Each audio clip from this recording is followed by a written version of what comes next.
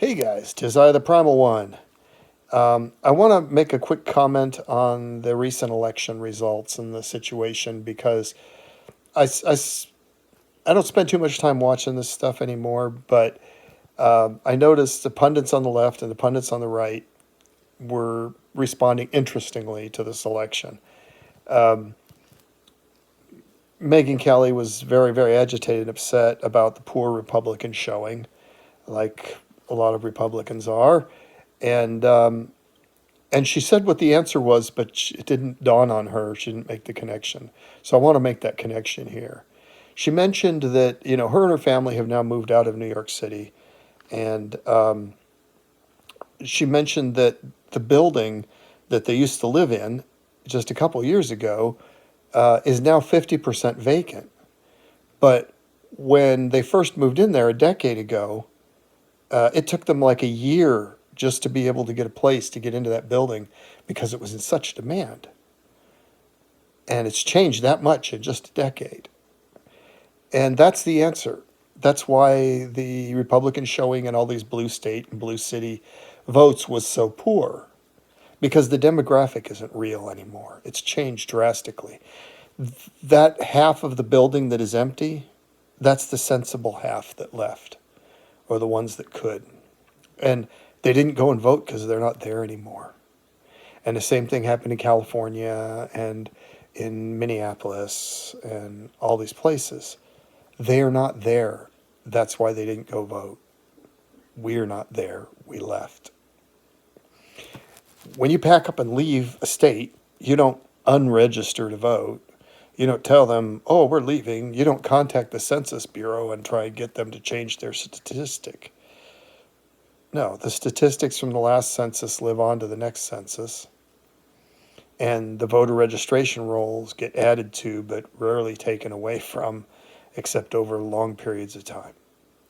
So, there was a lot of talk just over the last year about how many new people were registering Republicans. So, yay, that should be great. We got all these new people registered Republican in California. So there's more Republicans, right? No, there's less. Because a lot of new people registered, but a lot of those old people are gone now. They left. So that's what's happening. And I mean, it's huge. When I go to the stores around here, Kentucky was not a favorite escape place, and certainly not northeastern Kentucky. But even here, when I go into town in Maysville, to the Lowe's or to the Walmart or something like that, invariably, if you start talking to people and everything, you run into somebody else from California. But one time I was in line and there were three other people in line from California who had recently left also. But on the truck stops and stuff coming across country, because I've made, I think, 4 trips now back and forth across the country in vehicles. And you stop, and there's all these California plates and Oregon plates and Washington. And you talk to the people, and I've talked to quite a few because I'm that kind of guy. They're all leaving. They're on the road because they left. That was it. They moved. A lot of people moved to Missouri. A lot of people moved to Tennessee, Florida, places like that. So anyway, that's my 2 cents worth on why these numbers in these blue states and blue cities are the way they are. My second comment is people don't realize the immigrant situation, the severity of it. In California, officially 40% of the population was not born in the United States. And again, that's a census number from the last census. Since that number, millions of more illegal and legal aliens have moved into the state. And a lot of the American born people have left. So the reality is it's probably close to 50% are not born in the United States of that huge, huge, heavily populated state. New York City, the official number is 37%. The reality, again, is probably closer to 50% because they've had even more flight from New York than there were from California. So where this goes from here, what happens over the long run, I don't know. But over the short run, this isn't going to get any better. It isn't going to change. Trump can deport millions and millions of people. it has an effect, but it's not seriously going to change things much. So anyway, that's my comment on why the things look the way they looked. And in the next election, they're going to find to their surprise that in the red states have turned more red than they realized. It's my prediction. The red and the blue are splitting, parting ways. Anyway, a couple other comments I want to put in, and I may be totally wrong on this. My success rate at predicting the future is not very good. I want to come clean about that, but I like to think that I've gotten wiser over the years. The robotics thing is going to be the thing that really changes things, and they are getting close.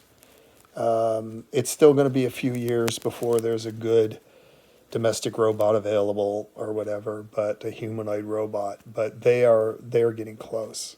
These things are getting good, and it's going to have a huge impact on things because we're basically returning to a slave economy.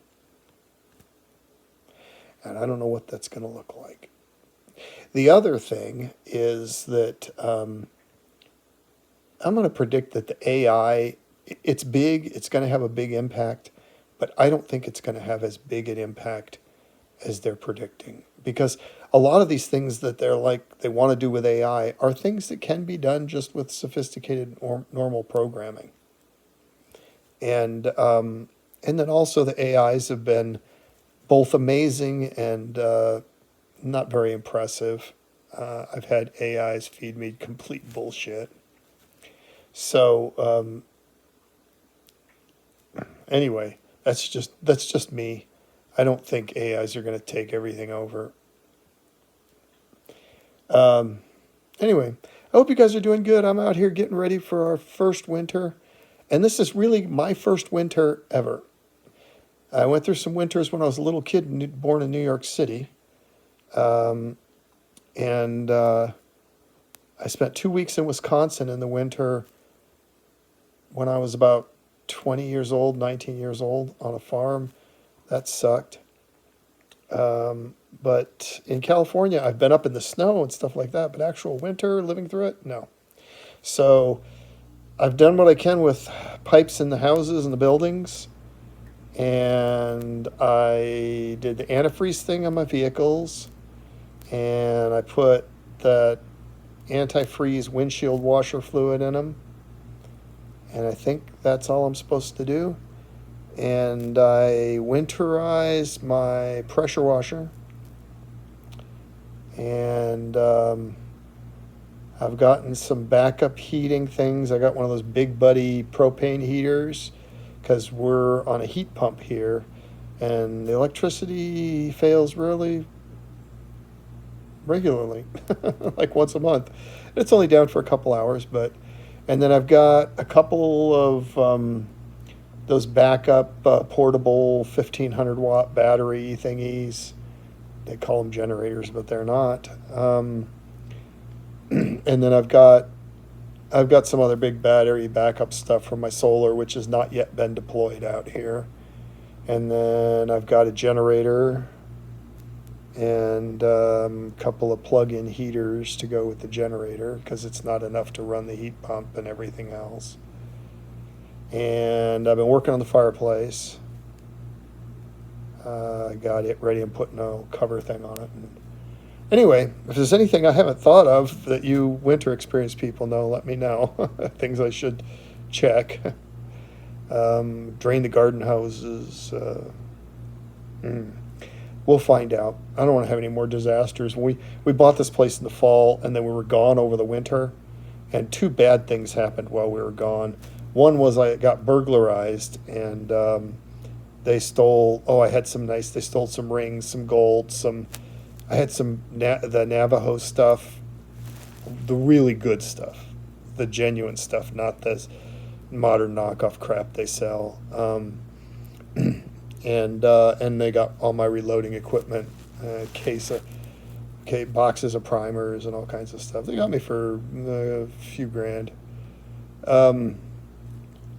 And So I fixed my security situation. And the other bad thing that happened was all the pipes in all these buildings froze.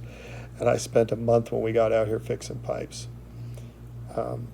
Because I didn't realize that would happen that way. I shut the water of the property off.